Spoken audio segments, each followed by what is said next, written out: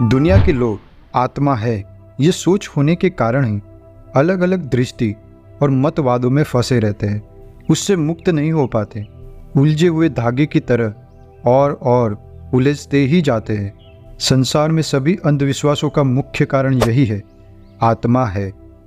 आत्मा है यह विचार लोगों में कितने प्रबल रूप से समाया हुआ है कि इस विचार को कभी छोड़ने के लिए तैयार नहीं।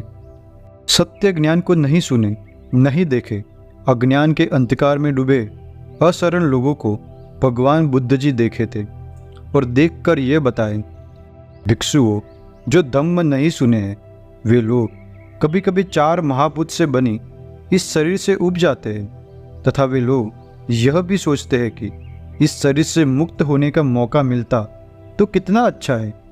क्यों? क्योंकि 4 महाभूतों से बनी इस शरीर का बड़ा होना, बूढ़ा होना दिखाई देता है।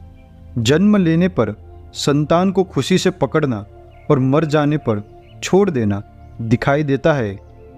इस शरीर की अनित्यता आसानी से दिखाई देती है। इस कारण से अज्ञानी जनों के भीतर इस शरीर से मुक्त होने की चाह उत्पन्न होती है।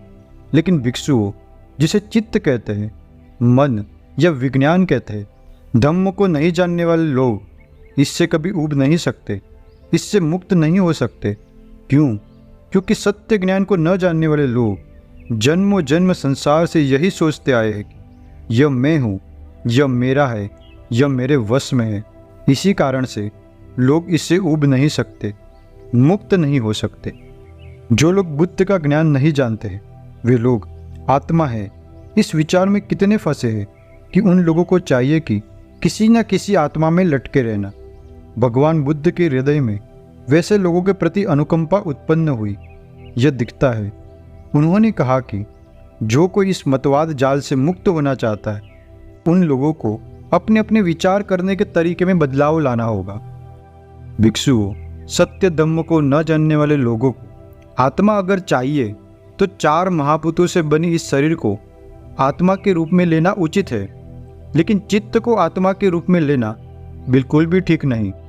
क्योंकि 4 महाभूतों से बना यह शरीर 1 वर्ष रहते दिखाई देता है, 2 वर्ष, 10 वर्ष, 30 वर्ष, 100 वर्ष रहते दिखाई देता है, उससे भी ज़्यादा भी दिखाई देता है। लेकिन भिक्षुओं जिसे चित्त कहते हैं, मन या विज्ञान कहते हैं, वो हर रात्रि, हर दोपहर, हर क्षण बदलते रहता है। कुछ और ही उत्पन्न होता है तथा कुछ और ही खत्म होता है।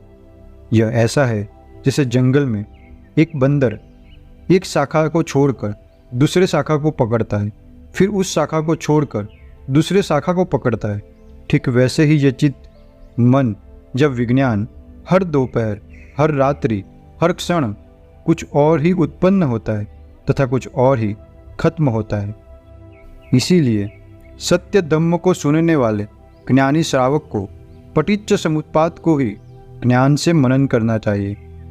इस कारण के होने से यह फल होता है और इस कारण के नहीं होने से यह फल नहीं होता। कारण के नाश होने से फल का भी नाश हो जाता है।